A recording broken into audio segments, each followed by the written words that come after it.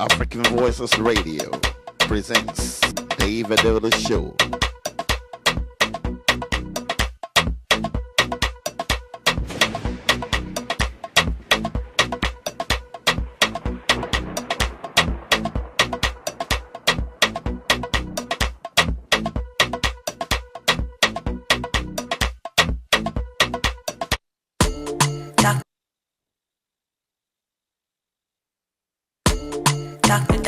Yeah. Spells. Shunko. Give me Anita Beka, you are no Shasha nigga. Give me Lawa Muja Jojo, she no Peters. You let it play, or you fuck me, I cigar. Alone, boy, you are my holy Lodi, standing. For me, let your conscience. Body, baby, baby, Finasi, oh yeah, baby, Finasi, oh yeah. I'm gonna look. I'm gonna look. I'm gonna look. Yeah, I'm gonna look. Danny, I'm gonna look. I'm gonna look. Baby, inshallah, I'm gonna look. I'm gonna look.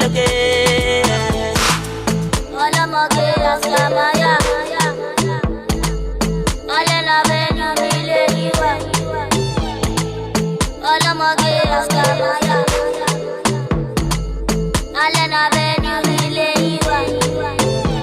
I'm the girl you shouldn't fuck with. Chillin' with the boys, you do dirty.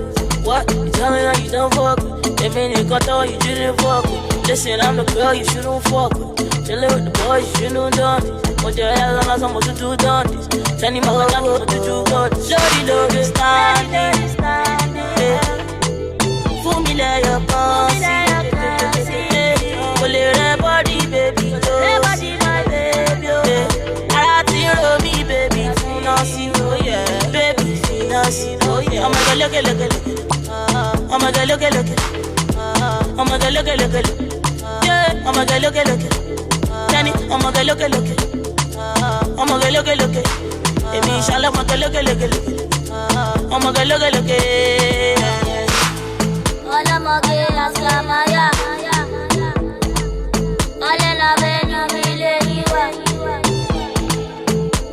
You're now tuned into African Voices Radio, the David Adodo Show. Now here's today's host, Tunde Phillips.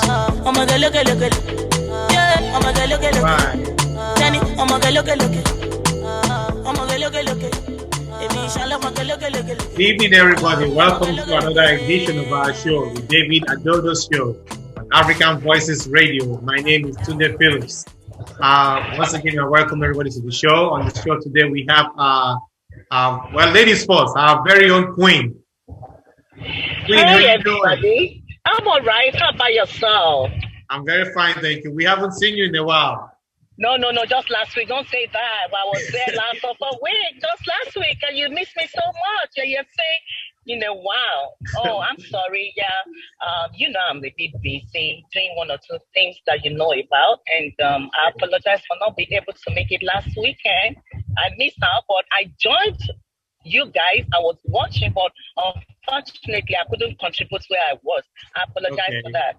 I hope you understand this weather.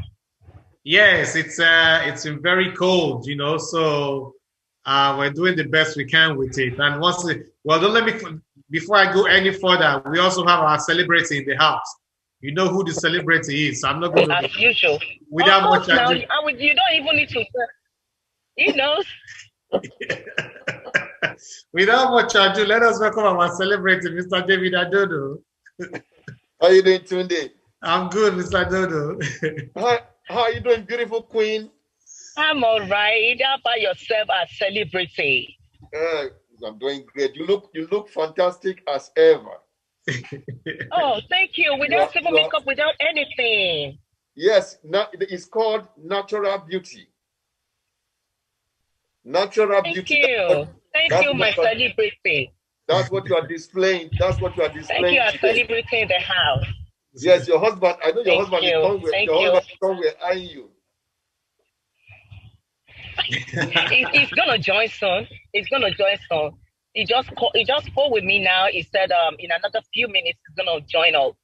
Oh, okay. That'd be wonderful because we've missed it for a while as well, to give us the Nigerian perspective on things and how things are going on over there. I know. Yes. Yeah. Well, as usual, we do not want to. We always start our show with giving out our warnings about coronavirus. It's still out there. It's still very real. There are variants going around now. So please, please, please, once you get the opportunity to get vaccinated, please get vaccinated. It's best to get vaccinated than not to be vaccinated. And if it's not your turn to get vaccinated yet, continue to keep your 6 feet, continue to wash your hands, continue to wear your mask. If possible, if you're able to wear 2 masks, please wear 2 masks. It's recommended, to protect yourself and others around you from the virus and the variants spreading around. As you can see, our celebrity already got his own shot. That's actually where I'm going. I don't know where our celebrity is at, but I think it's in the house. But I need to ask you, Mr. Adodo, our celebrity in the house, why are you wearing mask in your house? Because, let me first of all remove it so you can see my face. Nothing is wrong with my face. Nothing. The truth of the matter is that when you go out and the kids goes out, you don't know what we all bring in. We don't know what we all bring in, and you try not to infect people, and you try that you are not infected also. So this is just to show example to my kids that you got to wear your mask all the time, because the kids, they are not very serious when it comes to all these precautions necessary to avoid COVID. They think they are immune. They think because they are young, nothing's going to happen to them. We know they have a very strong immune system that they are able to combat, the COVID, but it is still, but they can also transfer it to the elderly ones, their parents. So I make it a point of duty to wear it. So every time they see me wearing it, they wear it. They are conscious of it. So that's the reason, basically. So you can see my face. I'm still a handsome guy anyway. That's right. That's a celebrity. Before I go any further, let me use this opportunity to also inform our viewers and listeners that our brother Charles lost his father. His father died over the weekend in Nigeria. He was 91 years old. That's why Mr. Charles is not with us on the program today. We want to wish him well and wish his family well, accept our sympathy from the David Adodo Show, and may the soul of his dad rest in perfect peace. He was 91 years old. It's not easy to be 91 years old in Nigeria. It's not easy. Yes. That's a lot of cows to be slaughtered. A lot of cows to be slaughtered. That's right. Tunde. Yes, Mr. Can I say some few things about that? Yes, go ahead. Charles is a brother to me. Yes. And Charles to all of us. Yes, and Charles is the first son. I've known Charles now for more than 20-something years. Wow. That guy is a wonderful guy. Charles is a wonderful guy. Mm-hmm. Every step of the way, he has been there for me. You can give Charlie $100 million. Charlie will not touch it. He will give you your money the way you handed it over to him. Wow. Most of my projects in Nigeria, I was giving Charles money to buy the equipment, do everything. He did everything perfectly well. Charles has friends all over the world because of his humility and niceness, his honesty. Charles does not harbor grudges. I think he took that from his father. That old man, nothing happened to him. The day he died, they gave him a shower. He was in the process of eating, when the man just rested. He was 91 years old. He was very active, and he died peacefully. That is what we all pray for. As I told Charlie, I said, even though we don't want our parents to go, but the man tried. We were not expecting to last as long as Methuselah. So he did his best, and all we have to do is try and give him a big burial. So I'm glad that Tunde, that you brought it to the limelight, so as all our fans will be aware of it. We have to do whatever we need to do to comfort him at this difficult time. Yes. Thank you. Thank you very much, Mr. Adodo. And on behalf of every one of us on the David Adodo Show, those of us you see on the screen and those behind the camera, behind the scene, we want to wish Charles and his family well, and may the soul of his dad rest in perfect peace. Amen. Today, yes. It looks like the Queen is in a limousine, some kind of limousine. I don't want to. You think it's a limousine? It looks like it's a helicopter to me. I don't want to talk. They will say I'm too forward. No, it's a Bentley. You're missing. No, it's Bentley now. The Bentley. It's a Bentley. I'm actually on my way to the airport to drop off someone going to Texas, and when I get to the airport, you guys gonna excuse me for a few minutes so that I can do the check-in and everything, then I'll come back to join you guys. I'm actually inside Bentley. Tunde. Yes. I happened to see the Queen's Bentley. Yes. I didn't even just see it. I rode in it. Oh my goodness. That Bentley is super. It's second to none. Continental GT. Oh my goodness. It's second to none. GT 12-cylinder engine. Wow. It was custom made for the Queen. If you see the interior, you see the light, if you see the lighting, if you see the leather, if you see the celebrity, don't let me talk. So let's leave it that way. Thank you. Okay. Thank you. Okay. At least we have somebody, Tunde, at least we have somebody that drives a Bentley. Exactly. And the family. Exactly. Yeah. That's a good one. Yes. So on a little bit more serious note. So I wanted to find out. So Mr. Adodo, you got your first shot of the coronavirus vaccine. So yes. How do you feel? Any side effects? I mean, educate our viewers from how you feel. You took your shots and everything. Well, I feel very happy that I was able to get the vaccine. The truth of the matter is that it's not my turn yet. That's the truth of the matter, because it's 70. Right now, they are 70 and above years. After that, they will go to 60 and up, then 55 and up, and like that. Just like Tunde got it, Thank God, but I was able to get it yesterday. It was not easy, and I'm just grateful to God that I was able to get it yesterday. The line was long. Our people need to show up to take the vaccine. Black people need to show up and get the vaccine.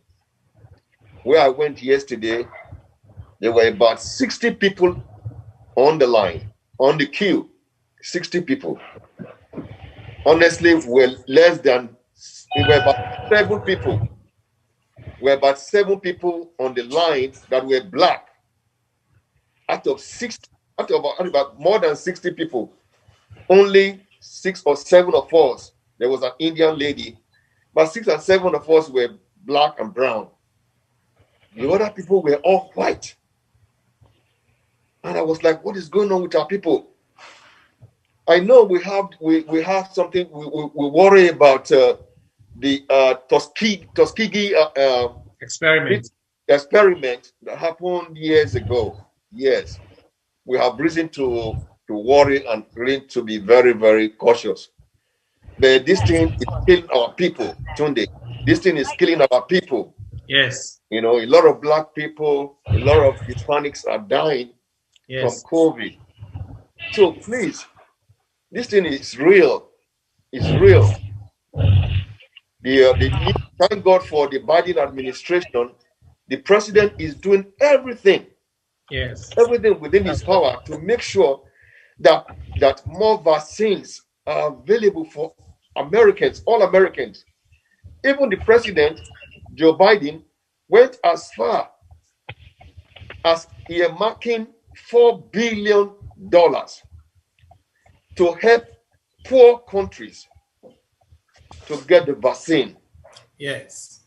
That is how humane this president is. So when all these efforts are being made, we as Black people, we have to take advantage of what is available for us. We should set aside our fears, the past experiments, and look at the science that is in front of us right now. Thousands are still dying in the United States.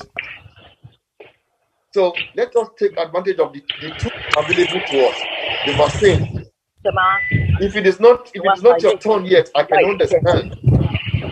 Queen, can you put yourself on mute real quick? Okay. Sorry about that. Yeah. If it is not your turn yet, it's understandable. But if it is your turn, go and take the vaccine. I take the Moderna vaccine. There is the Pfizer and the Moderna. The Johnson & Johnson is in process. But the efficacy is basically the same. Mm-hmm. The efficacy is basically the same. But to tell you the truth, there's no side effect. I'm not feeling any side effect relative to the vaccine, apart from the fact that the site, the injection site hurts. It hurts a little bit. But that's what I wanted to ask you. Yes. I had a few folks say that their second shot was a little rough. Okay. A few folks I know have caught a fever or felt kind of flu-like. Yes. And I think you really touched on the sentiment of what's going on here in the Black community. Majority of almost everybody that I speak to is not in favor of taking the shot. We have definitely a big fear, a phobia of that shot. A lot of folks that I spoke to have said, I'm waiting. I'm going to wait. Let a whole bunch of folks go first. And I have some concerns, but when it opens up for my age group, I'm 50 years old. When it opens up, I am going to take it. I would rather prefer to take the Johnson & Johnson as opposed to the 2-shot Moderna. But you're saying you haven't felt any side effects. Yes. I'm not. Thank you so much, Jason. Jason, you are out there. You are equally a celebrity. To be really candid, you interact with the high and the low. So please, your contribution will really help in making sure that this vaccine goes to our Black community. It's very important because our population, we are only about 13% or 14% of the United States population. The Hispanics are and the Hispanics are a little bit more. So we don't want our population to decrease. We want it to continue to increase. So as with population, you have a voice, a strong voice. So we need our population to continue to increase. Our people need to take the vaccine so they can be alive. So before I took the vaccine, I was told, I was asked a lot of questions about if I'm allergic to some of the ingredients that were used to manufacture the vaccine. So many questions were asked, which are just, they are not difficult questions to answer at all. So I answered everything. They told me, okay, they're going to give me the vaccine. This is the vaccine I'm taking, the Moderna vaccine. I'll be back 2 or 3 weeks later to take the second shot. There's observation period of 15 minutes when you take the vaccine, and they will advise you to drink a lot of water in the sun. Right from the time after the 15 minutes, you start to drink water for about 48 hours. That's about it. And I did everything, and I feel great. So you haven't taken the second shot yet? I've not taken the second shot yet. The second shot is actually in March. I'm taking my second shot in March. And you can see my my mask. I have my badge that says that I took the vaccine. So I'm happy. So I pray everybody is able to get it so that we can, we can all feel safe. Life can be back to normalcy. We have so many things to live, so many things to live for, so many things to live for. But this coronavirus has really affected our ways of life, the economy of the world, our happiness and everything. So I am very sure that with time, when we have what is called, what is that called? The herd immunity, but the herd immunity, Yeah, the herd steps, immunity. when the steps, a lot of people can have normalcy of life. And another thing I just want to add, there's COVID in Africa, and our African brothers and sisters, we need to be very careful. We need to wash our hands and wear masks and do all that we need to do to prevent it. The good thing about it is that it's not as strong in Africa as it is in advanced countries. God loves Africa. Just imagine what we have here in the United States, or what we have in Brazil, or what we have in China, is what is going on in Africa and West Africa, for example. Millions of people will be dying. Millions of people will be dying. So we thank God that God knows that we don't have the resources to take care of this massive death. That's why God, in his infinite ways of doing things, made it easy. A little bit on the mild side for African countries. So, but still, I urge my people to please wear their mask, wash their hands, maintain social distancing at all times until the situation improves. Yes. You said it all, Mr. Adodo. I have been fortunate to take both shots, the first one and the second one, by virtue of the work that I do besides this. So I like to say, Jason, the second one, I felt a little, not feverish kind of, but the puncture site was a little bit, it hurts more than the first one. But again, with the second one, I did not feel any side effects or nothing other than the side that the side was sore for about a day or two. And I took Tylenol, and after that I took the Tylenol, the soreness just disappeared. I didn't feel any other side effects, but just that soreness. And then one thing that I also want to say is that if you're on any medication that you take in the morning, or any form of medication you take for anything, blood pressure, diabetes or anything, I would say that you put it on hold before you take the vaccine, because you don't know how it's going to drug to drug interaction is going to happen. You don't know what's going to happen. So maybe some people are feeling side effects because of some type of medications that they are on, and they take it before they take the vaccine, and then there's a reaction, and then they feel certain side effects. But other than that, I know everybody's chemistry is not the same. People are not the same. What you feel is not what I feel. What I feel is not what you feel. But all the same, it's best to be safe and not to, you're going to take your shot on that day. I would advise stay away from all other medicines. Take the shots. See how you react to the shots before you go on and take your regular meds, if you're taking any regular meds and stuff like that, just to see how, things react. So because we have a caller, by the way. Okay, we'll take the caller. All right, caller is live. Caller, you're on with African Voices Radio. Yeah, good evening. Good evening. Hello. Go ahead. Hear you. Good evening. Okay, good evening, sir. Mr. David. Thank you. This is Obu Samudiano calling from Igara, Edo State. Wow. Hello. Welcome to the show.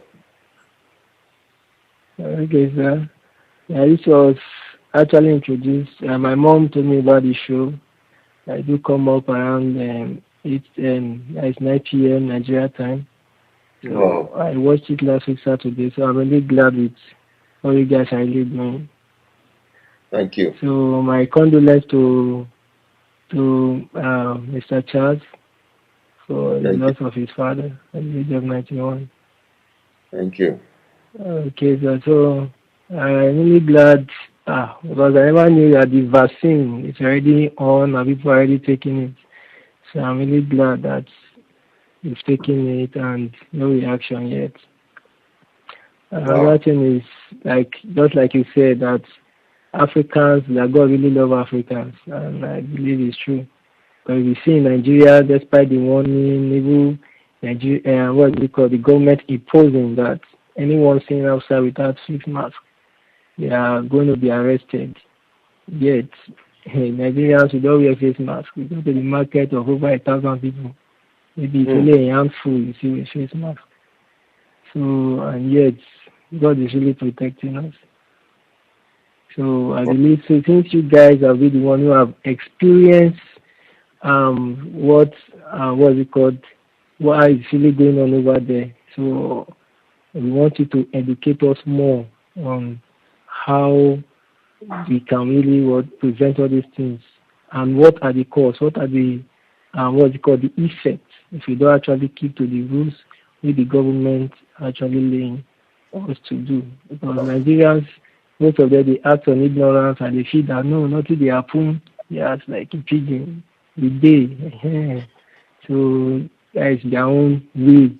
And so I want you to educate us more and tell us more about if we don't keep to those rules, what are going to be the effect on all those things, so that we too can educate those who didn't have the opportunity to come on here. Thank you, sir. Thank you very much for calling, Mr. Osamu Diame. We appreciate your call and your viewership of the program. We have been preaching right from day one on this program. The vaccine is very, very important for you to get when it's time for you to get it. But if you have not been opportune to get the vaccine yet, please get your mask. It is very, very, very important. Even the CDC here, which is like the health department in Nigeria, suggests that if it is possible, you wear 2 masks now, because there are some variants that are spreading around, and that you are better protected even if you have 2 double masks on. So our people back home should do that they can to wear, if not 1, but 2. There was a picture that I saw going on social media. There were some policemen that were arresting somebody on the street that is selling masks. The man selling the mask is not wearing any mask. The police officers arresting the man selling the mask for not wearing mask and not wearing any mask. It is a very funny picture. When I saw it, I was laughing. That, okay, so who is to blame now? Why are they catching the man that is selling the mask? He's not wearing the mask. And they themselves that are arresting the man are not wearing any mask. So who is guilty? So, social media. So it is very, very important. We don't need the police to always treat us around all the time. The police can use that time to do some more, important things. We have to take care of ourselves. It is the same thing when we go to Nigeria and you see overhead bridges where there's a freeway or express road has overhead bridge. My people will cross the road and not take the overhead bridge. I don't understand why. Until soldiers come with koboko and start beating people to go on the bridge. If you take the bridge, you save your life. There's no accidents. You don't take the bridge, there's a possibility that a car will hit you as you run through that freeway. But our people don't do it. Again, we don't need the government or the police to chase us around. We have to be self-responsible ourselves. Everything is not going to be government. You have to wear mask. You have to, you have to distance. It's not time to party. You have to stay away and party. All those things can wait. And when you have the point to take the vaccine, please take the vaccine. So, if it is 95% efficacy, that means that 95% of the time you are protected, as against 0% you are not protected. And again, we are lucky, like Mr. Adodo said, the vaccine thrives more in cold environments. In cold environment like we have outside, like in America and England and all that, France and Italy.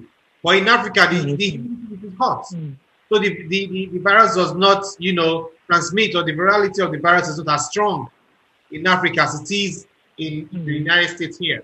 So maybe that is what is helping us, that people are not dying in numbers that we are seeing here in the United States. Almost 500,000 people have died to this virus here in the United States. And I bet not up to 100,000 has died in Nigeria to this virus. But that does not mean that we should play with it. It exists. It is real. People are dying every day from this virus. Every day. I know we don't have a way of keeping track of how many people die in a day in Africa, but here in the United States, it just started dropping. Death started dropping. It was 3,000 plus in a day. People were dying. Now we're seeing about less than 2,000 or close to a little bit over 2,000. It's beginning to drop a little bit, but it is real. Please protect yourself. The government will not protect you. The government doesn't do anything for you anyway. So how do you think they'll protect you from COVID? So do the best you can. Protect yourself. We have another caller too. We have another caller on the line. I hope Mr. Right, Mr. Osamujame. And thank you for calling. And make sure you tell everyone about the program. Please share the program. Okay, guys. All right, thank you. All right, Thank you very much. Thank you. And we do have another caller. Caller, you on the line? All right, hold on. He should be coming up right now. Caller, you on the air with African Voices Radio, the David Adodo Show. Caller, don't listen to the internet. Listen to the phone.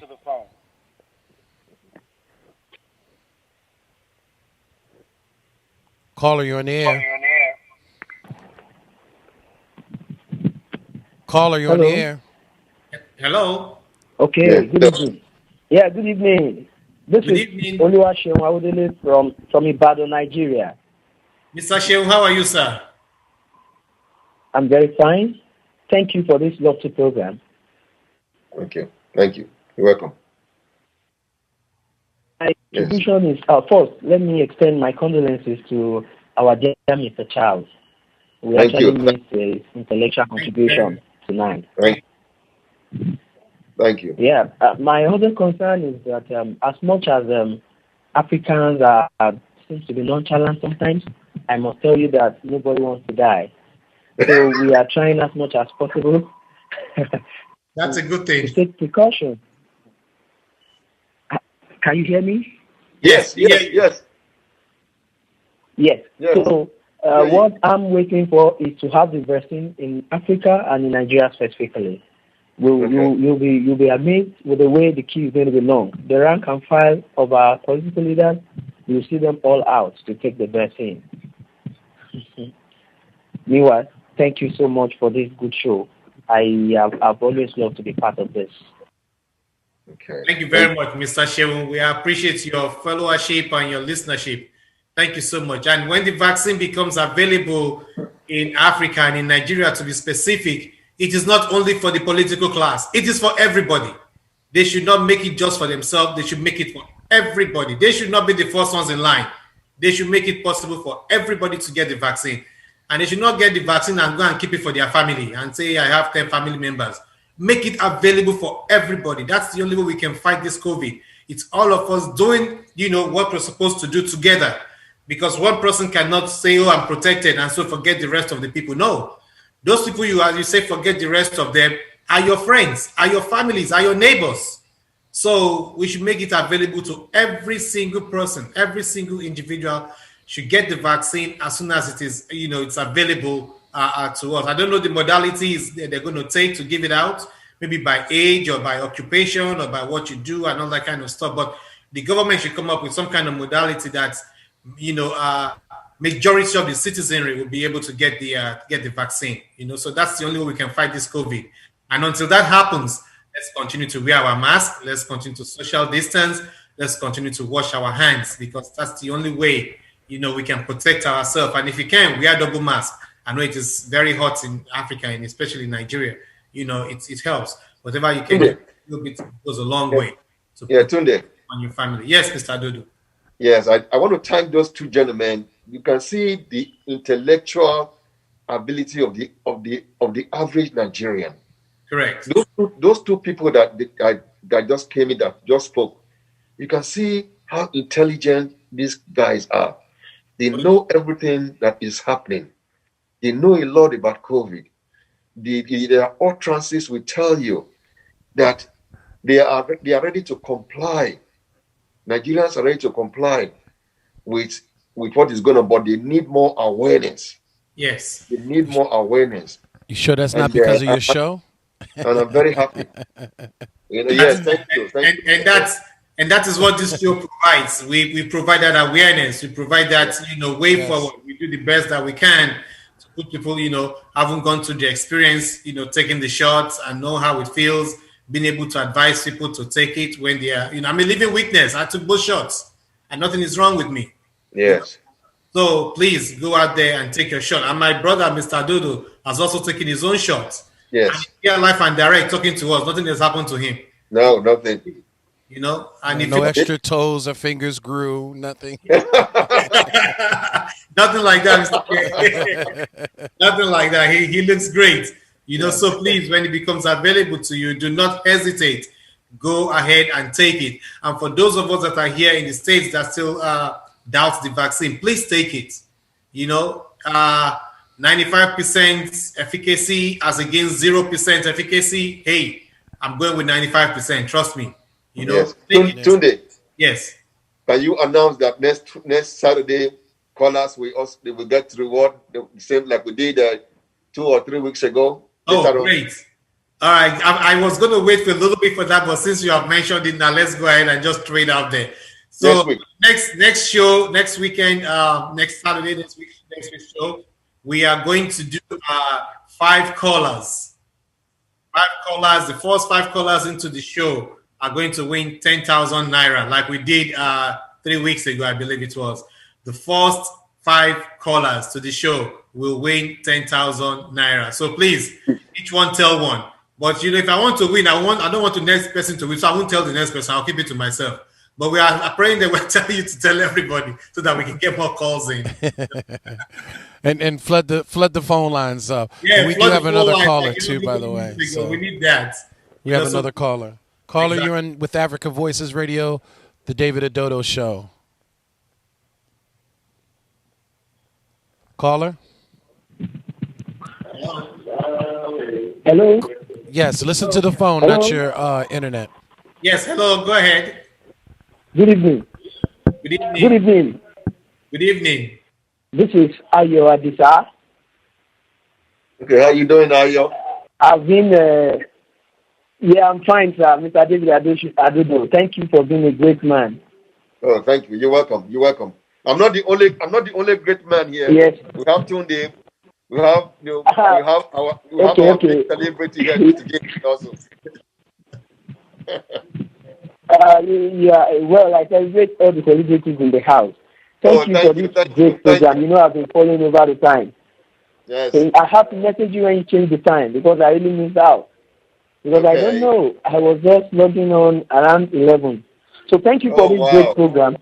I'm looking at this agitation. The last caller was saying maybe the political class will be the ones that will enjoy this thing more. So I love the way Mr. Tunde was saying that they should make it available for everybody. Okay. Because in Nigeria, you see, this is one very bad sickness, disease, that is affecting the political class the most. Do you get what I'm saying? So it's a way, God has designed it in a way that even people that were not well taken care of, God find a way of protecting them this time.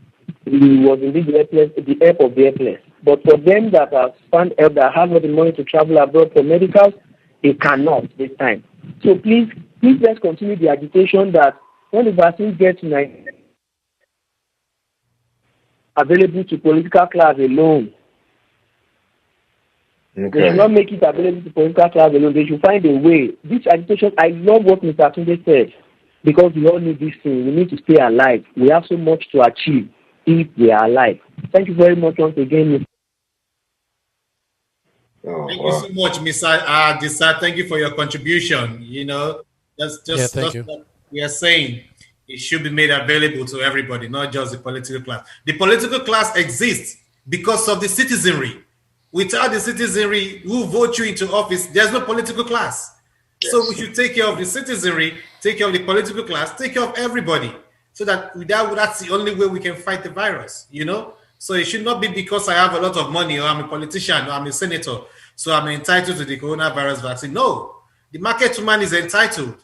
The bus driver is entitled. The bus conductor is entitled. The student going to school is entitled. The market woman is entitled. Everybody is entitled to it. So they should come up with some kind of modality or some kind of framework and say like they do here in the US, they go by age. You know, they start with certain ages and people they call first responders, nurses and doctors and firefighters and police officers. These are the people who respond every day. We call them essential workers. Those were the first set of people that got it. Right. Yes. After that, they break it down to another set of people. If you are within 70 or 75 or so, you know, stuff like that, and they break it down, and more people are getting it. So they should come up with. I don't know what's going to be like in Nigeria, but they did not say that all the senators should get it first. No. They did not say that all the rich National Assembly should get it first. They went first to the doctors, the nurses, all the healthcare workers. Even if you are cleaning the ground, you are sweeping the floor, and you work in the hospital, you get the vaccine before a senator. Because you're a healthcare worker. Because you deal with when the people are sick, they bring them to the hospital. You are the one taking care of them. And they don't want you that you're taking care of people to die. Because if you die, who's going to take care of the sick people? We don't have anybody. So they protected the healthcare workers first. Even if you're a driver in the hospital, you got the vaccine before the senator.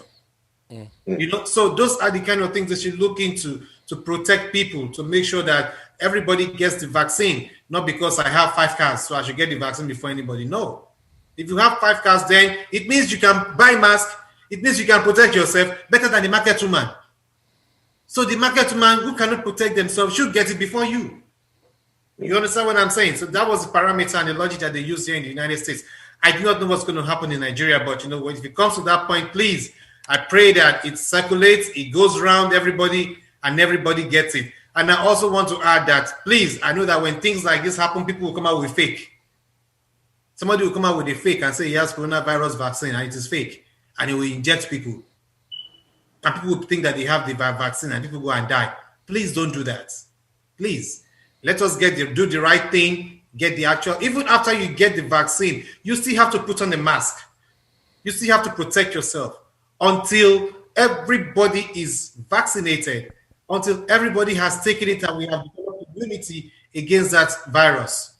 You know, even though Mr. Adodo got the vaccine, he's wearing a mask. Yes. I have gotten both shots. I'm not wearing a mask because I'm alone where I am. If there was anybody else around me, I would put on a mask, even though I have gotten both shots. So that is how critical it is for you to have a mask on and for you to take your shot where it becomes available for you to take your shot. You know, so we cannot belabor this coronavirus issue, you know, too much. It is a lot of it's very, very serious. It is very, very serious, and we have to take it seriously too. And I hope that the federal government will approach it with all seriousness and with all you know, everything within their power to secure the vaccine for Nigerians and for everybody. You know, Tunde. Yes, Mr. Adodo. I really appreciate the way you digress and do critical analysis when you are hosting the show. You tell it all the way it's supposed to be. Everybody's supposed to know. You break it down in a very simple way, you know, and you elaborate on it. You know, Nigerians are sometimes, I don't know what is wrong with our people. I just want to dwell on the issue of fake vaccine. You know, honesty is a problem with some of us, not all of us, but just like in every society, you know, honesty is an issue with us. You know, we don't want to, sometimes we want to be caught in search of money, greed. Our people don't care about their brothers. The Bible says, be your brother's keeper. Sometimes because of the haste to make money, people don't care about their brothers and sisters. So we pray and we hope that this time around, humanity, the essence of humanity will will play a bigger role in all of these. Please, my brothers and my sisters, don't come up with fake vaccines, all in an attempt to make money. Don't come up with fake vaccines in order to make money. Think about your brothers and your sisters first. If you are going to be a rich man, you are going to be a rich man. Nothing is going to stop you from being a rich man. But when you go make fake vaccine, you're giving people false hope that they are vaccinated, and they might expose themselves and die. So, my brothers and my sisters, let's put faith in the Bunsen burner, when it comes to the issue of the authenticity of vaccines. Like I said earlier on, the President of the United States, Joe Biden, is because of the fact that he's humane. And that is the way the United States is. That's the way the United States is. The president that came in, not this weekend, will make it 1 month. He has already earmarked $4 billion to help in vaccine for poor people. So if United States can be so humane as to think about poor countries, why don't we also be humane enough to do the right thing? Don't involve yourself in fake vaccine. Don't involve yourself in fake vaccines. And I want to appeal to the federal government of Nigeria, not only Nigeria, the government of African countries, to invest in vaccines. The money that our leaders are wasting every day is enough to come up to buy vaccines from vaccines manufacturing companies. Vaccinate all your citizens. Vaccinate all of them. Because to me personally, manpower is wealth. Manpower is wealth. So if you don't have the manpower to do what you have to do as a country, there is no way you can be, a wealthy country. So the government of Africa should invest in vaccines and vaccinate their citizens. Man, I didn't want to change the subject, but I had a question. I know that there's so many issues going on in the diaspora. You still have the issue with the bandits, and then in West Africa, you're dealing with an outbreak of Ebola. I'm not sure if you heard that. Yes. I believe it's Guinea. Guinea. Is dealing with an outbreak. So I just want to send my prayers out to those brothers and sisters in West Africa that are dealing with, not only COVID, but may also be dealing with an outbreak of Ebola in the region. Yes, it's a very sad situation, Mr. Jason. I read about it, was it this week or last week, about Guinea having the outbreak of Ebola. This is a very, very deadly disease. And I know that West African countries, battled Liberia, Sierra Leone, Guinea, and some others, had this issue some years back. And the whole world invested in vaccines or other ways to treat Ebola. We were thinking that is completely eradicated. I was surprised when I read about it, like I said a week ago. And then we just have to pray for our brothers and sisters back in Guinea and the adjoining countries. Yeah. We just have to pray for them and pray that God will protect them. I think my hope is that the experience they got from years back with Liberia and certain experience, they can use it to take care of this deadly disease. It is no longer alien. It is no longer alien down in that area. So they should be able to combat it and prevent it from spreading to the adjoining countries, so that it's not going to be an epidemic, the pandemic, as we have with with the COVID virus right now. The good news is that this current administration has former experience. If you Yeah, remember, it was yeah, President Obama yes, and Vice President Biden, that aggressively, you know, addressed the Ebola issue. So I think yes, that this is very familiar territory for hmm, Biden, and I see that the World Health, organization and the United States is working, expediently to try yes, to get it under control. So I yes, think this is very familiar territory, and again, some of the positives of having this new administration, like you said, that is about human rights. It is yes, about human health and yes, global health and things of yes, that nature. So I'm optimistic.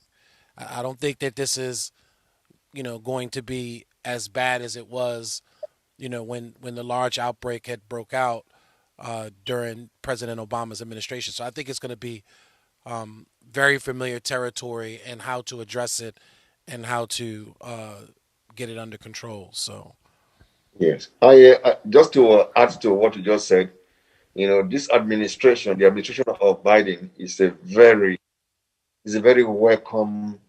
We really welcome. It's a relief to humanity, so to say. Yesterday, I was listening to the president. He said, "America is back. yeah, America is back to take its role as the leader of the world."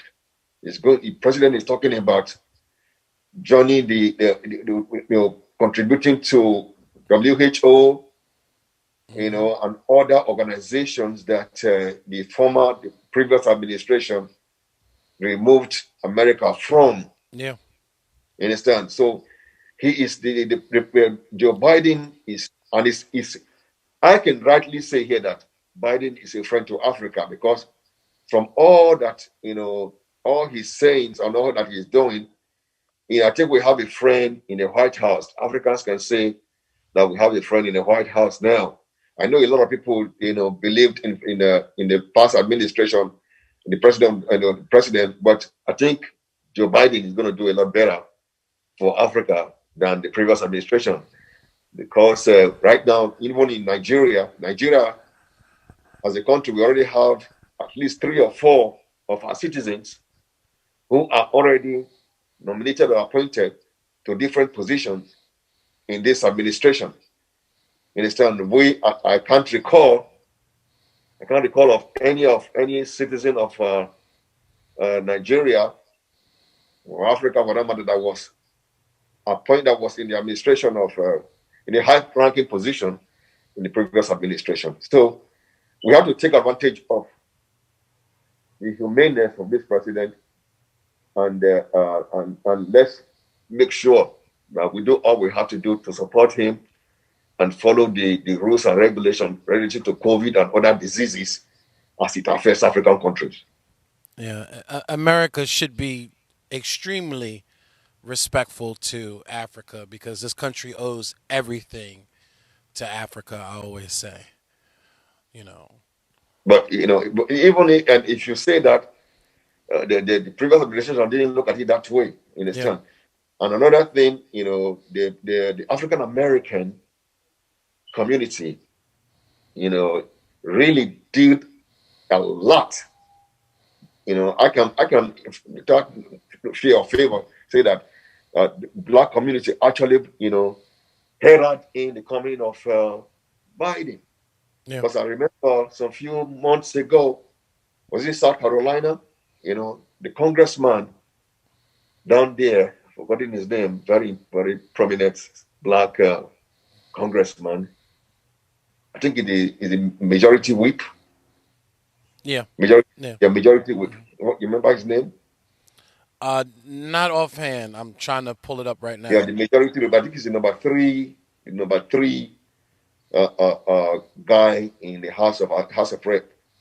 In the current administration, he did a lot to make sure that he galvanized the black community to make sure that they voted for. Because Biden was actually suffering, in terms because the gentleman from the New England was about to eat him for lunch, as Senator Sanders was about to eat, Biden for lunch, if not for the help of that congressman who galvanized the African American community to help Biden, and that was how he was able to win, South Carolina, and from there on he started winning a lot of primaries, and that's why he's president today. So he owes a lot to the African American community. Was it Congressman Jim Clyburn?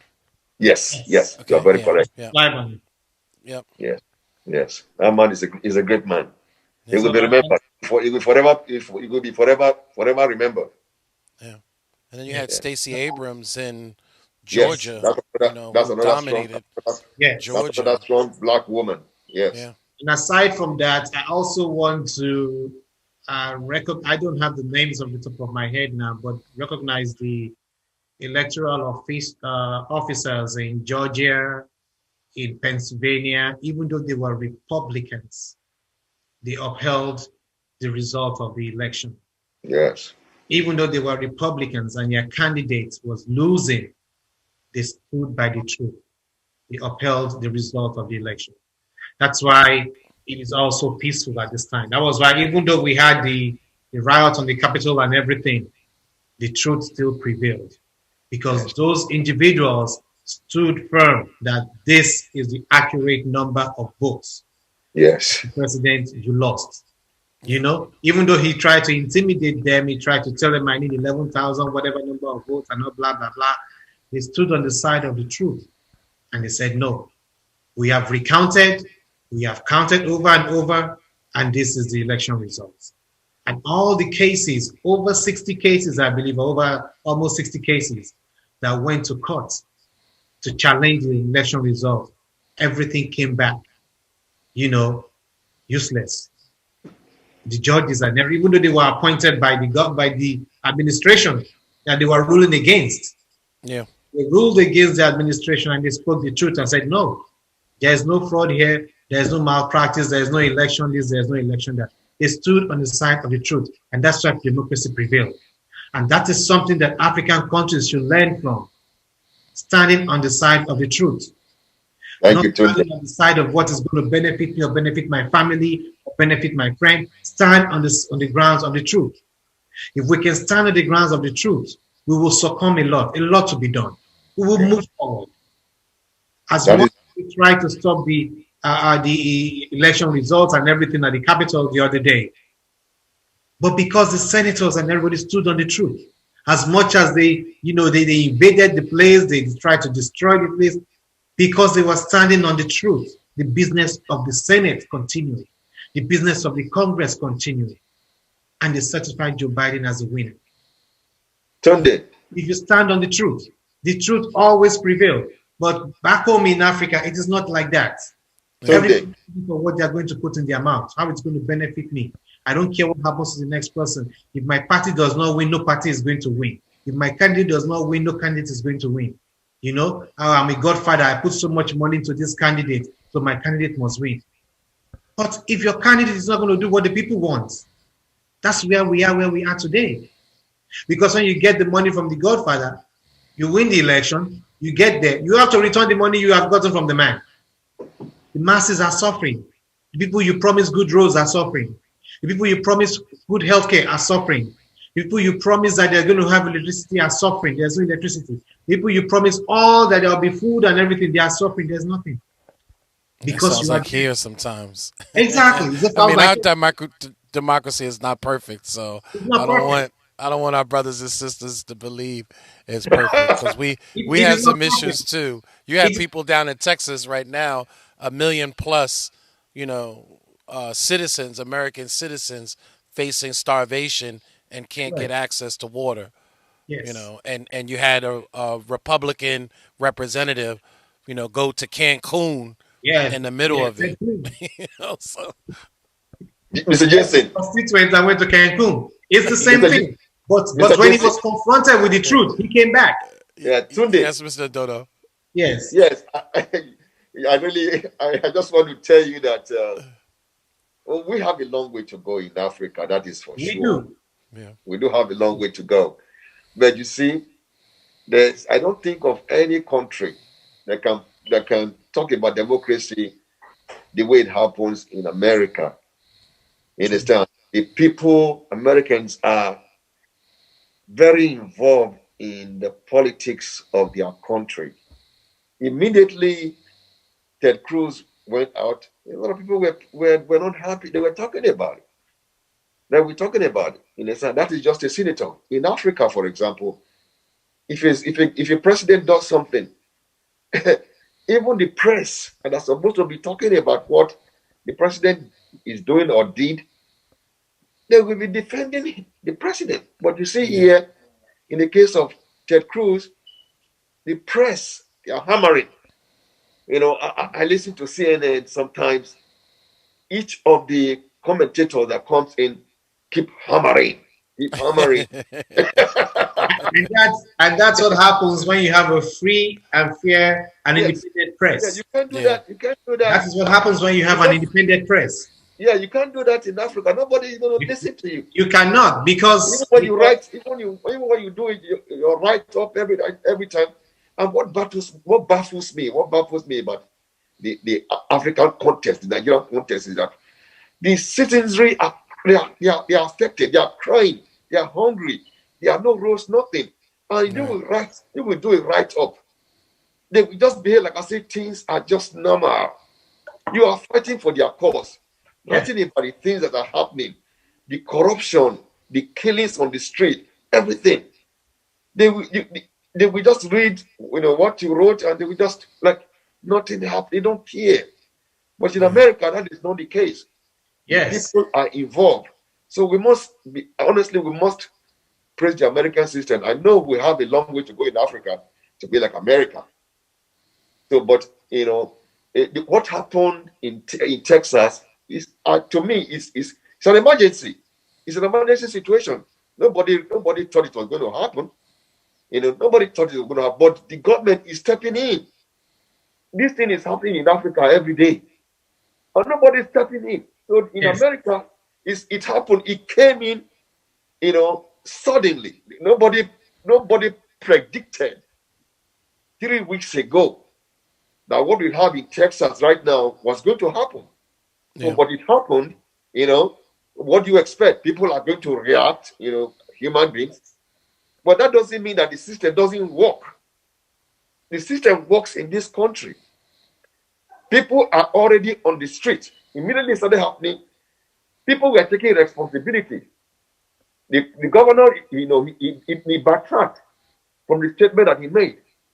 Ted Cruz, that we're talking about, came back immediately because his political career is on the line. He knows that, so he came back. And the Representative Aurora, who contested against him, is doing everything to impress the citizen that is going to be a better alternative to Ted Cruz. So you can see how things are working.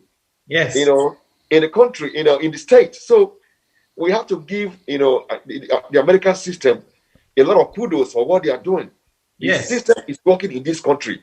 Yes. The system is working. Electricity, the people are already working on the electrical grid. They are already talking about how they are going to bring people back, people to book, how they're going to make them responsible for what just happened, to make sure that next time, people are already talking about, we are not going to have this again in this country, in Texas. So that is accountability. People are taking responsibility. Things are working. So those are the kind of things we want in Africa. So let's give the American system a credit. That's one thing that you just mentioned is accountability. Nobody takes responsibility for anything in Africa. In Nigeria, as far as I know. The other day they were asking Rotimi Amechi, what do you think about these Fulani men and all that? And the man is saying, I only respond to my wife. Yes. What answer is that? Can you imagine? In America, you will be made to resign. That very day you lost your job. That's the end of your quote. That's the end of In America, you will be made to resign. You go and respond to your wife at home. Yeah, we remember Mayor, the mayor Tim Boyd had said that folks were crying looking for a handout, and he was saying, "Sink or swim, it's your choice." Yes. he made a statement in reference to only the strong survive. Right, yes. like, It's in comparison to the statement that was made by the the Zamfara state governor in Nigeria, where he's saying that not all bandits are criminal. yeah, I saw that. I don't understand He it. doesn't know the meaning of bandits. Once you are labeled a bandit, you're a criminal. There's nothing like not all bandits are criminal. Yeah. So I looked and I tried to figure out what exactly he's saying. I could not figure it out. Because you're saying that not all bandits are criminal. First, I had to go look for the definition of the word bandits. Yeah, I saw that. You see, That you posted the definition. yeah, I had to post the definition. So, Mr. Governor, you have to know what you're saying. Once you're a bandit, you're a criminal. No, it's nothing like not all bandits are criminal. They are criminal, period. There are no two ways about it. There's no way you can dress it, Mr. Governor. Zamfara State Governor. All bandits are criminals, period. And all criminals should be dealt with like criminals, period. There are no two ways about it. You cannot come and start placating and making some of them are not. All of them are criminals. If you labeled a bandit, you're a criminal, period. That you should be dealt with like a bandit. End of story. There are no two ways about it. Don't start placating. And then to put the icing on the cake, the defense minister came up and said we should defend ourselves. That's what the defense minister said. And I'm not surprised. Because if you remember on this show, we had mentioned it some time ago. Nigerians do things for themselves. Yeah. Nigerians provide roads. They try to make their environment, they provide electricity, they have generator, they provide borehole, they have water, they provide their own businesses and how to employ themselves. What is the government doing? Tell me, mention 5 things that the government does in Nigeria that works. So now you're not calling upon the people. This is the defense minister. This is the defense minister that saw an oath to defend the Federal Republic of Nigeria and its citizens. The defense minister came up to say that Nigerians should defend themselves against the Fulanis. Now, we have not started defending ourselves. You can see the tyranny, the anarchy that is ensued in the country. So by the time we now take to arms and start defending ourselves, what do you think you're going to have in your hands, Mr. Defense Minister? Because I don't understand how they think.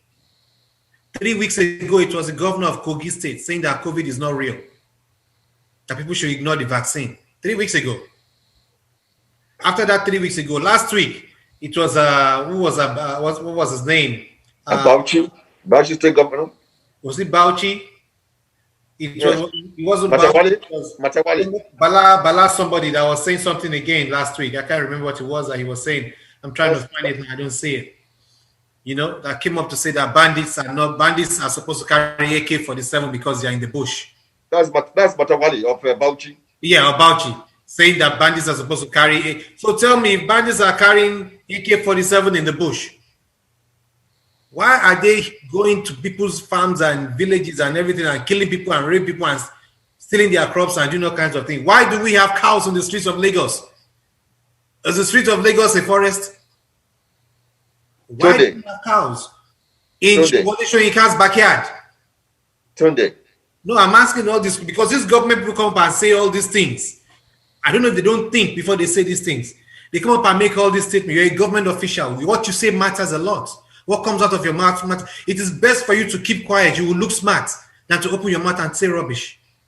Tunde. Doesn't make any sense to me. Tunde. Yes. Tunde.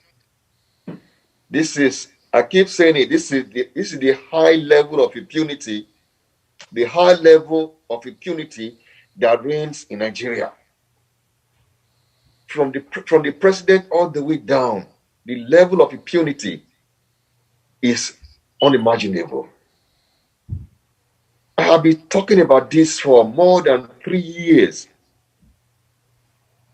Disarm the Fulani herdsmen. How can you allow an illiterate to carry AK-47 and walk the length and breadth of Nigeria? How can you allow that? Once you have a gun, if I have a gun, I can tell anybody.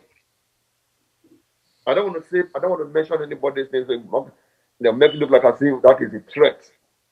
If I have a gun, anybody will become my slave.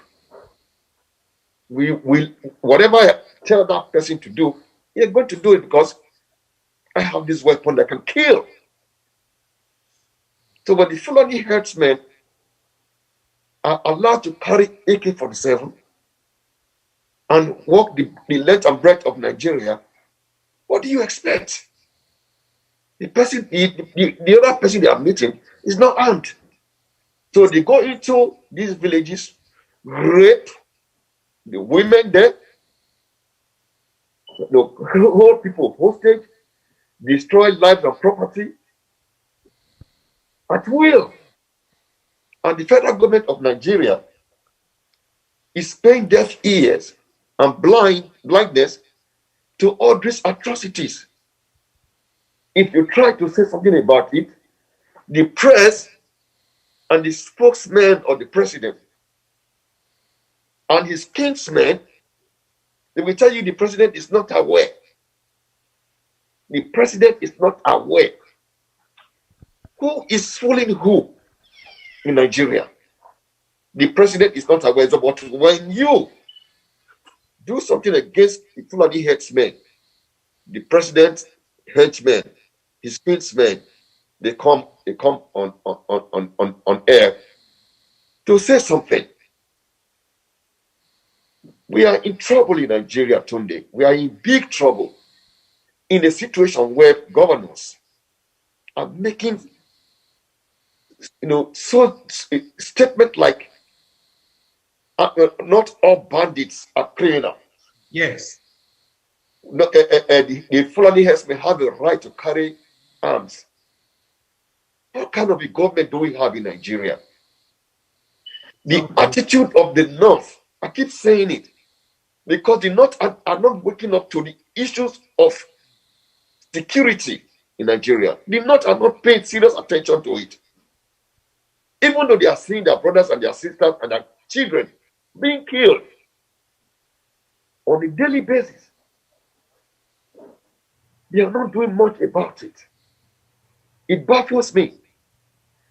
They are now going to the South, but they've been doing this for quite some time, trying to lobby the southern governors to give them land, for the herdsmen to set up ranching. And these same Northerners, they have told Nigerians they boast of 70% of the landmass of Nigeria in the north. If you have 70% of the landmass up in the north, and the south only have 30% of the landmass, why don't you use part of your 70% and establish ranching over there? The Northerners and the cows, the north and the cows all belong to the north. They all come from the north. Great ranches there in the north. Sambisa Forest right now is inhabited by Boko Haram. And the federal government of Nigeria has been fighting Boko Haram now for years. Billions of dollars have been spent trying to win this fight. Why don't the federal government establish ranches in Sambisa Forest? Establish ranches in Sambisa Forest. It will achieve two purposes. One, it will deprive the Boko Haram a safe haven, and also provide ranching for the Fulani herdsmen. And let's make it three. It will stop the comfortability of Boko Haram settlement in Sambisa Forest. Number two, the Fulani herdsmen will have ranches for their cow. Number three, there will be peace and tranquility all over Nigeria. These three things can be achieved if the government of the day, the government of Buhari, sits down and rethink their strategy by establishing ranches in Sabisa Forest. This is what we should be talking about. That we will have peace in Nigeria. We will have milk. They can do their milk. We will have cheese and milk. We will have beef. We will have trailers, refrigerated trailers that can carry beef meat to the south if we so need it.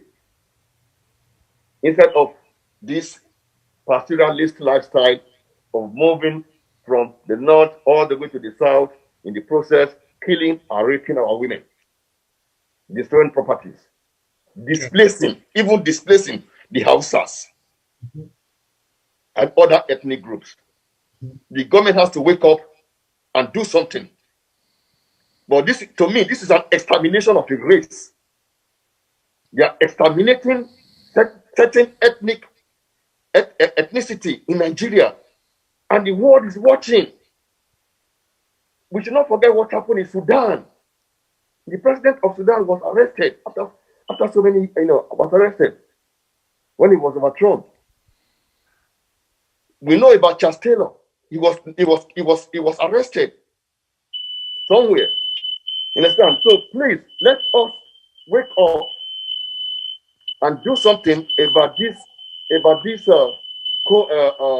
insecurity in Nigeria. Yes. So we have a little bit of alarm here. I hope that's not the jollof rice. So, as I agree with you with everything that you have said, Mr. Adodo, my only thing is, before you resettle these folks, you have to disarm them. You have to disarm them. The government of Nigeria has to find a way to disarm them, because giving them amnesty, giving them 100,000 naira not to make trouble, it doesn't solve the problem. It doesn't solve the problem. They are kidnapping, getting money when they do this kidnapping, and then you come and then you say, what's that? Was it Sheikh Gumi, or who was it that came during the week and said government should give them a blanket amnesty? Sheikh Gumi. Yeah, I don't know where that happens anywhere in the world, Sheikh Gumi, except it's in Nigeria, that you will come up and say that a group of criminals should be given amnesty. What is the meaning of amnesty?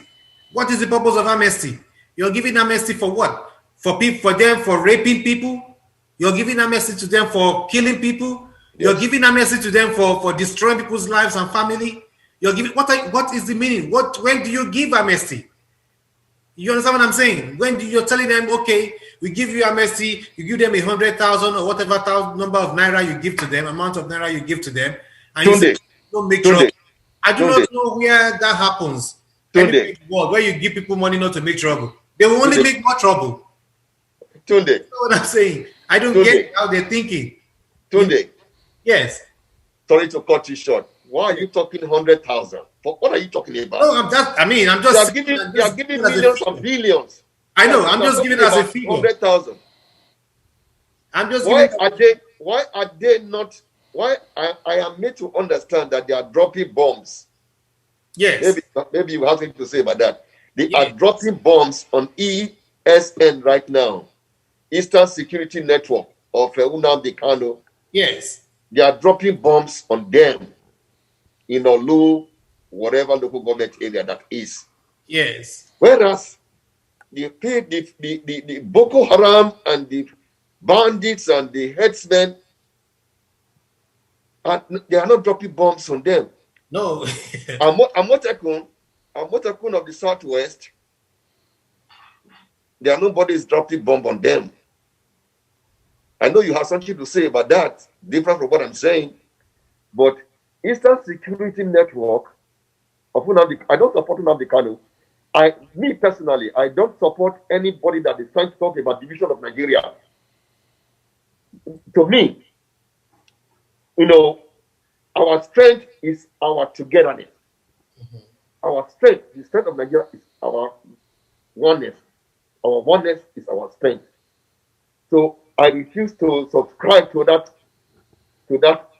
philosophy of let's divide Nigeria. we should try and remain one. And remain one as the largest population in Africa, the biggest. We are like Texas of the United States. We are the Texas of Africa.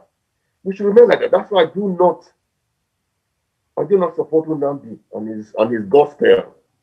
But right now, what I'm saying that they are dropping bomb on ESN. Yes, they are not dropping bomb. They are not dropping bomb on the motorcade. I agree with you. You know the same. Are they not security outfit? I know you are Yoruba man. I agree with you, but you must understand that Nnamdi Kanu has had his run-ins with the government, and so there's nothing that he will do that the government will trust him. Nnamdi Kanu is, clamoring for the Igbos to break away from, Nigeria, that we're not supposed to be together and all that kind of stuff. And the government is not going to stand for that. So when they see him putting a force together, when they see him putting a force together, that is seen as a threat against Nigeria, the Federal Republic of Nigeria. But my thing is this: if you can drop bomb on ESN people, why don't you drop bomb on Fulani people? And these ESN people, they are training, they have not done any harm as far as we know or reported yet. But we have a lot of incidents that the Fulanis have done, and not one bullet is fired against them. The NSAS protesters that had the NSAS last year, they set up a panel. At the end of the day, they gave some people some money, 20 million, I believe, or how much they gave them naira for all that. And that's the end of it. But that does not solve the problem. The reason why the NSAS riot started are still imminent in Nigeria. The reason why those guys took to the streets, the reason why we had all those issues are still there in Nigeria. So giving them money to silence them or giving them money that they lost loved ones does not solve the problem. The problem persists. And so you give this money and so they keep quiet. I'll give it another 2-3 months, another NSAS or something else will come up. Just last week or 2 weeks ago, just before Valentine, they had another NSAS at the Lekki toll gate because we were trying to open that toll gates. You should see the number of security operatives that the government put out there. It's unbelievable that we have all those policemen and they have all those equipment and all those things there. You put them against protesters, peaceful protesters. Protesting is part of democracy. Protesting and democracy go together. There's no way you can have democracy and you don't have protesting. There's no way you have democracy and you don't have opposition. These things go hand in hand. Whenever it is peaceful, it's not time to escalate it by putting forces out there. But you don't put these forces against the Fulanis. You don't put these forces to protect farmers, to protect their wives and children. You don't put these forces to protect their plants and everything they have suffered for. They have labored as hard as it is in Nigeria. I don't know how farmers make it. They have labored to grow their crops. Now it's harvesting time and then somebody comes with their cow and they eat up everything. You see what I'm saying? So you don't put any force or anything to guide them. Instead, you sit down and you hold meeting with them. You're holding meeting with terrorists as far as I'm concerned, because anybody that goes into a place and burns down a place and rape people and destroy lives and everything is not a bandit, he's a terrorist. What is the difference? He's a terrorist. It's either local or homegrown. In this time, they are local terrorists. You're holding meetings with terrorists. You're negotiating with them. I'll give you this money. Don't make any more trouble. Hello? Even a 2-year-old boy, when you give him candy and say, don't make trouble, go sit in one corner. Before you see what happens, he will do more trouble than the first one he did. Because he knows you're going to give him more candies. You give him more candies. So you embolden them. You give them money to buy more weapons. You give them money you give them capital to do more things. Now they have come up with their own flag, with a camel on the flag. That's their own flag. You're dealing with terrorists and you're giving them more grounds. They're gaining more grounds. You're making them feel that, yes, what we're doing is right. What we're doing is correct. You empower them. The United States does not negotiate with terrorists. Yeah, the United States does not negotiate with terrorists. That's the greatest democracy in this world. You don't negotiate with terrorists. You either take them out or you stop them. Simple as that. I can understand it. We have the resources to take them out. We have the means to take them out. Why are you negotiating? But people that are just protesting, you're ready to use security operatives against them. You're ready to arrest them and lock them up and treat them. You have to understand that these are not the 80s. The more you lock up, the more that will stand up. The more you shoot, the more that will come behind them.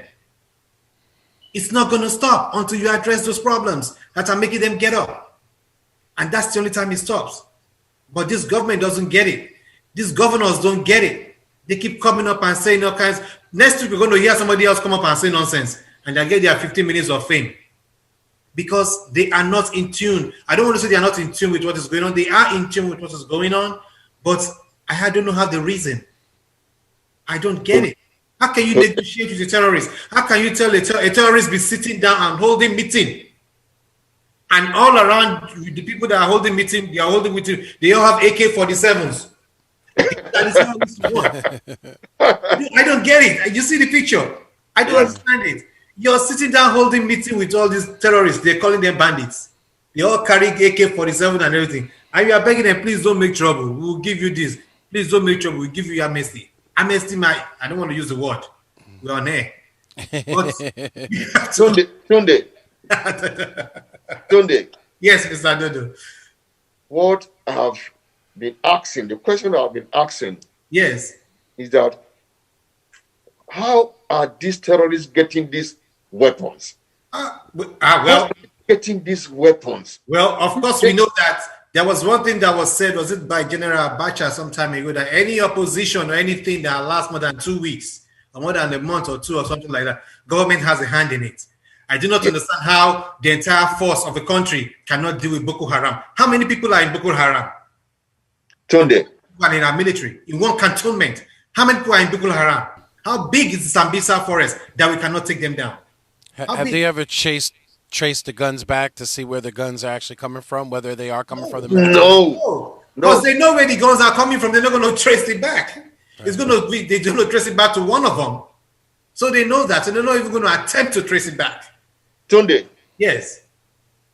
I think there are even some discussions that a governor is the one that is commanding Boko Haram. Oh, yeah. They have enough resources. I have that room. I won't be surprised. That is why it is taking so long to take out Boko. How many is Boko Haram, for God's sake? How many?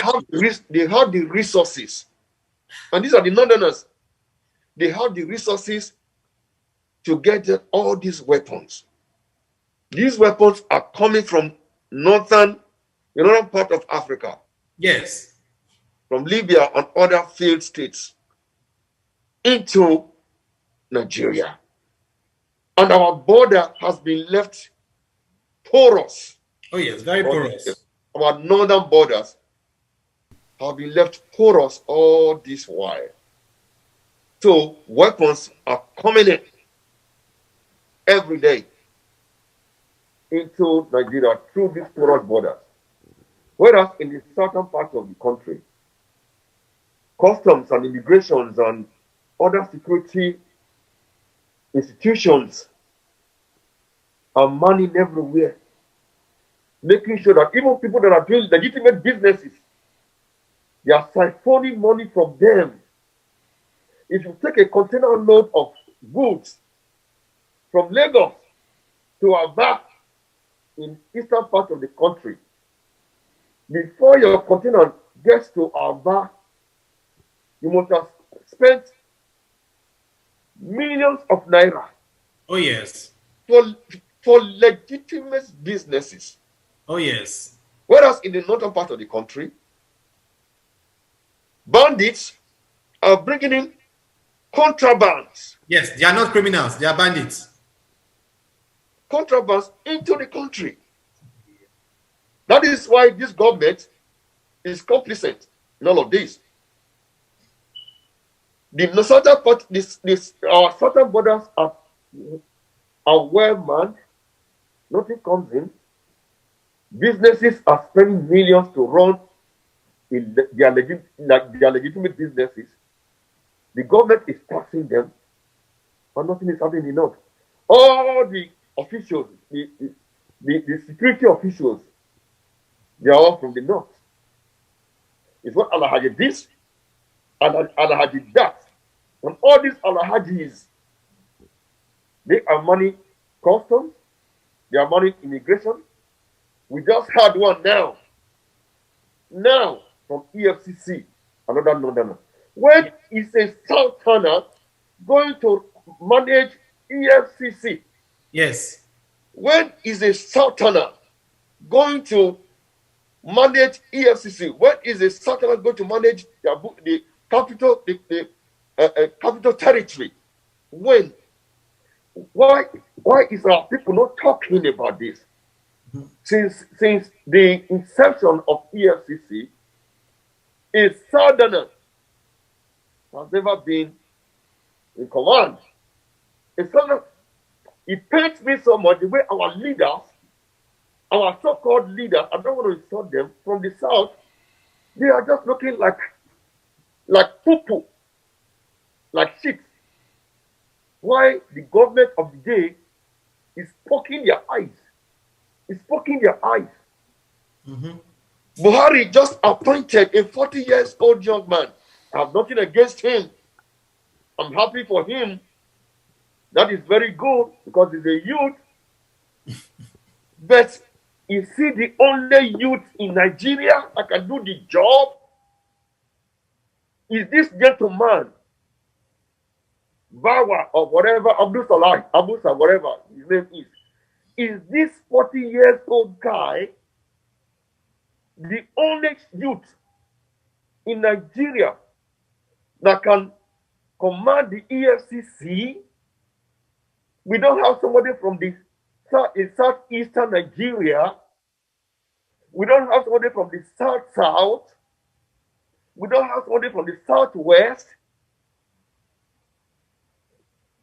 You know, El-Rufai made his money as head of Abuja, Capital Territory. All these northerners, they are billionaires managing all these things. And they will put their brothers and their sisters that when anything is coming into the country from the north, contraband, they close their eyes. They all run to the south to siphon money from southerners that are doing their legitimate businesses. A northerner will be bringing container in, he will call his brother and speak Hausa or Fulani to his brother. The container will be released. A southerner will do the same thing. He doesn't speak Hausa. He doesn't speak Fulani. The customer over there will charge him millions of naira to run his business. Oh, yeah. And we keep struggling to make it, and they are still killing our people. Yeah. That's why some people are asking for a separation, which I don't support. We have bad government. We have a government that doesn't care about the yearning and aspirations of Nigerians.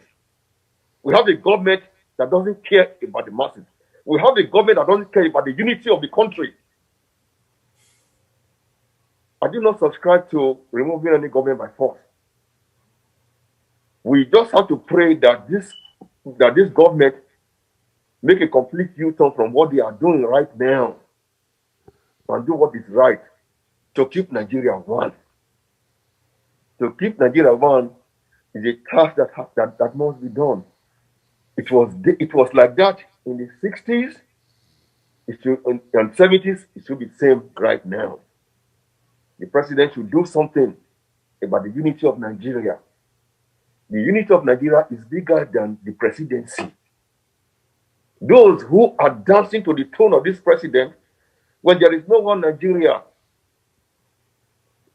the masses will grab them like chickens. Nigerian population is 200 million plus. If Nigeria goes into a state of chaos and anarchy, disintegrates, all these millionaires and billionaires, they are going to be choked. You better wake up seriously and think about how they are going to put Nigeria together as one. That's what I have to say about that. Oh, well, again, we have gone, we keep talking, and I must say Don't thank tell you. me it's over. It's yes, it is. But it's interesting though, because Yes, it is interesting. I must say thank you to Jason for so many accommodating us. ways. Again, I have to compare American politics to Nigerian politics. I mean, we have issues with our borders. You have issues with your borders. We have issues with guns. You have issues with guns. So, we have politicians that talk out the side of their mouth. Yes. And same thing over there. So Yeah, but you we see, share the some thing of about it, that. the thing about it about here is that we have people who are dedicated to this country. We have folks that will do anything to keep United States one. We don't have that in Nigeria. Amongst all these senators and all these people, there might be one or two of them, or a couple of them, but it's not a lot of them. It is so much the issue of, this person. If I don't want to step on anybody's toes, so they don't step on me, or so they don't. I'm not anybody's bad books, and so because of that, I'm going to align with them. I'm not going to, even though I see and know the truth, I'm not going to say the truth. I'm going to, it's that going on, and as bad, no matter how bad it is here, the government provide basic amenities. Basic amenities. It's lacking in Nigeria. Basic amenities are being provided by the citizenry themselves. Yeah. These people go to work and get paid every day. They go to the National Assembly and sit down there. Some of them doze and sleep off while they're on the chair there, not making any meaningful contribution. We see them on video, they're sleeping in the National Assembly. I cannot go to work and fall asleep. They go there and fall asleep, and then they get paid millions of naira at the end of the month. And nothing is moving. There are no good roads. There's huge unemployment. We have unemployment here in the United States, but there's some kind of welfare, unemployment welfare that takes care of that. We don't have that in Nigeria. We don't have all that in Nigeria. So basic amenities. There's water here. If I open my tap, water runs. There's no water in your tap in Nigeria. There's no light. There's no electricity. This program is running because we have electricity. We can generate power. There's no light. You have to have generator. For you to have generator, you have to have gas. For you to have gas, you have to pollute the air. For when you pollute the air, people get sick and die. Your government is not doing anything for you other than to go there and negotiate with terrorists and give terrorists amnesty. That's all the government is doing. So what are we talking about? There's no good health care. People are dying every day. Women are giving birth to children and they are dying. There are no maternity wards. I mean, how much more can we say? But yet they buy all these good cars. They buy the Lamborghinis of the world and the Mercedes-Benz of the world, and they drive them on those bad roads. It's amazing, how they think. It's amazing. They have to realize that the more we do for everybody, the greater good it is. It's not just for me. It can't be me alone. You have 5, 10 cars. You only ride one. The other ones are sitting down there. That money is Tunde. Yes, Mr. Adodo. So Tunde. Yes. Yeah. Tunde. Yes. Charlie. Tunde. Oh, Mr. Charles, you're here with us. Yeah, you guys now with you guys in spirit, but you can't let Dave. If you leave me alone, he's going to overrule Nigeria overnight. We are so happy to hear you. We are so happy to hear your voice. Some of our listeners have called in. Thank you. Well, thank you. If you get Dave started, he's gonna remove Buhari overnight. So you gotta watch him. My brother, How you doing, Charlie? he is inspired by what is going on in Nigeria, just like every one of us is. I know that. I'm following and I'm watching. I'm following you guys. You guys are doing the right thing now. Yeah. Charlie, we want to express our condolence. I just want to call. Charlie, our condolence to you for the death of your dad. Thank you. He's not only your dad, he's our dad. He's our dad. That's right. Yes. So I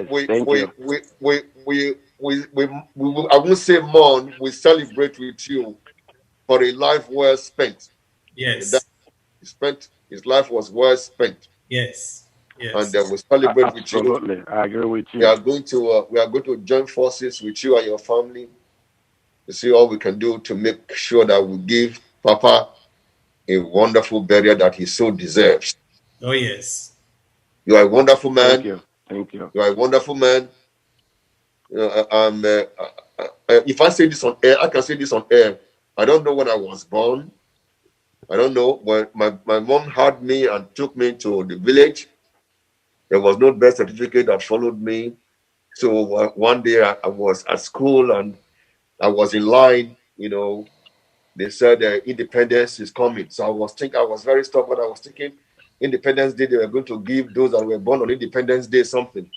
We all lined up. They said, if you were born 1960, raise up your hand. I raised up my hand. I was thinking they were going to give me something. At the end, nothing was given to me. So since that day, I started putting 1960 as my date of birth. You understand? So, see, I'm in my 50s, and I can say, going to the 60s, I don't know, but I can say that I've never seen a wonderful guy like Charles. Never. Charles is honest, he's humble, he's caring, he's unbelievable. Charles has friends all over the world. Yes. Because of his humility, Yes. because of his kindness, yes, because of his truthfulness, his honesty. yes. So I am very sure that Charles is going to get all the support. Oh yes. That he so deserves. Oh yes, sir. Thank you, my brother. I just called to let you guys know that I'm watching. Okay, great. Great. I will always be with you guys. Okay. Thank you. Okay. Thank you. Yes, Tunde, but I trust you, Tunde. Thank you, Jason. Thank Yes, you, sir. Tunde. Thank you, Dave. My You heart guys and my continue. I prayers just go want to let out you to guys know that I'm watching you guys. Okay. Yeah, my Thank you. heart and my prayers go out to your family, my brother. You gave a beautiful tribute Thank to my mother when my mother passed. So thank you for supporting me, and I support you, my brother, in your time Thank of you. need. Thank you. Okay. I'm gonna let you guys continue now. I'm listening. But Tunde, sometimes you gotta cut him out because if you leave me alone, he will remove Buhari overnight. Okay, Tunde. I'm surprised he hadn't said anything about Obas. I'm surprised Obaseki now is getting the heat from henchmen now too. Yes. I don't know if you all heard about it. Yes, man. Everybody. Yes. The Nigerian government is sitting down, crossing their hands, telling us to give them amnesty. Unbelievable. So, but anyway, Okay, brothers. Appreciate you all. I love you all. Thank you. We love you too. Bye. Yeah, Jason. Bye. Yes, sir. I'll be coming to see you. I have something to discuss with you this week. I'll come and see you in your office. Yes, sir. Yes, So sir. we have come to the end of another program. We Tunde. thank our viewers, our listeners, and everybody that called in. Please do not forget to call in next week. The first 5 callers are going to win 10,000 naira. The phone number to call is 1-844-404-7200. Once again, the number is 1-844-404-7200. Please make sure you call next week. When we come to the show next week, we will tell you when the phone lines will be open, when you will start calling in. The first 5 callers, again, will win 10,000 naira. On behalf of myself and my brother Charles, that is not here, Mr. Adodo, you want to say your farewell? Yes, please. I thank all our fans for always listening and watching the David Adodo Show on African Voices Radio. I thank you, Tunde. I thank you, Mr. Jason and Charles and everybody. The Queen and the husband. I thank you all. Yes. The doctors, they have not been able to make it because this is COVID, and the doctors are working relentlessly to make sure that the right thing is done. So our fans, we heard what Tunde said. Next week, call in. We are doing this. It's not because we have too much money, to give away. We are doing this to make sure that we help our brothers and sisters back home. I care so much about my people. I'm not in a position to take care of everybody. We are not able to take care of everybody. But it touches me, the lifestyle, the way our people are living. Some people don't even have 2 square meals a day. And we are blessed here. We are blessed here. Thank God for the United States. I'm grateful to this country. It touches me. Sometimes I want to cry when I see my people are hungry. I wish I can be in a position, I wish I'll one day be in a position of power to be able to change the dynamics. So every now and then, we want to help our viewers. You know, if you can call in, you're able to call in, you will get 10,000 naira. We just want to help in our own little way. You understand? I don't know how many shows does that, but we here at David Adodo Show, African Voices Radio, we're going to try our best, at least once or twice a month, to give our people, our listening audience, an opportunity to win something, 10,000 naira. I know 10,000 naira might not be able to do much, but at least it's going to be a little bit of water in a dry pot. So listen, watch, and call. You might just be lucky to be the one whose call is picked. Thank you very much. You all have a wonderful weekend. Stay safe and stay blessed. Thank you all very much. Once again, my name is Tunde Phillips. We look forward to seeing you next week. We are on all platforms, Facebook, Instagram. Check us out on out there. We have our old programs as well that you can listen to and watch to. And those don't forget as well to also share the program. We want the word to get, to go around, to spread around. When you have wisdom and you share with people, you become wiser. So share the program. Okay. Thank you all so much for being part of this program. We look forward to seeing you all next week. Thank you very much. Have a safe week. Bye-bye. You're listening to African Voices Radio.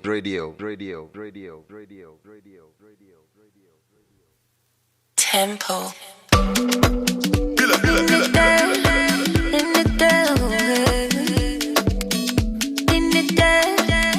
You know the cocoa, Jamuel up for you, the loco. Down south like you're from the Soko. Up north I blow like a boko. Go below the cocoa, below low. No let the go big, the go. Come on, let take cold, the togo. Put the rough, my boko, my boko. Taka dabo, taka buko, taka borom, buko mi. Taka dabo, taka buko, taka borom, buko mi. Recently, memory bofi say it's two of you one in my check characteristic of my man. Oh yeah, recently, memory bofi say it's two of you one in my check characteristic of my man. Against me, oh yeah, against me. Dabo, buko mi. Against me, oh yeah, against me. Dabo, buko mi. Oh yeah, give me this samba. You've been listening to African Voices Radio. If you'd like to get in contact with the show, you can email us at africanvoicesradio@gmail.com. Also, if you have any music, some Afrobeats music that you'd like to feature on the show, you can get in contact with us through the same email, africanvoicesradio@gmail.com. Until next week, same time, same channel right here on African Voices Radio, the David Adodo Show, 3 o'clock Eastern Standard Time, 9 o'clock Nigerian time. Until next week, family, stay blessed.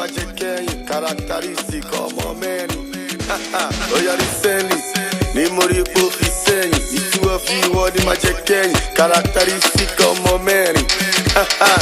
Against me, oh yeah, against me. Dabo, buko mi. Against me, oh yeah, against me. Dabo, buko mi.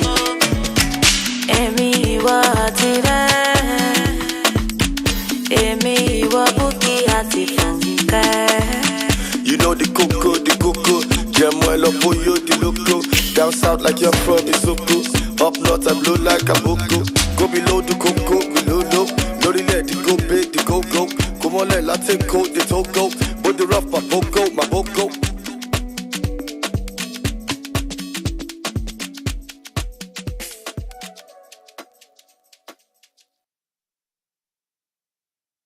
listening to African Voices Radio. Radio.